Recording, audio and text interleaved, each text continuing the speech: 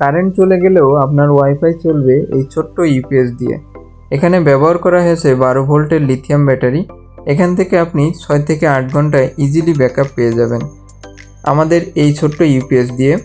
এখানে দেখতে পাচ্ছেন এখানে ইনপুট দিতে হবে, আপনার অ্যাডাপ্টার দিয়ে ইনপুট দিবেন।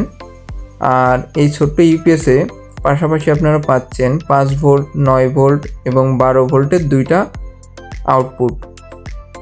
এই শক্তিশালী ছোট্ট ইউপিএস দিয়ে আপনি এখানে সুইচ দিয়ে অন অফ করতে পারবেন। যদি আমরা অন করি তাহলে ভিতরে আলো জ্বলবে, দেখতে পাচ্ছেন।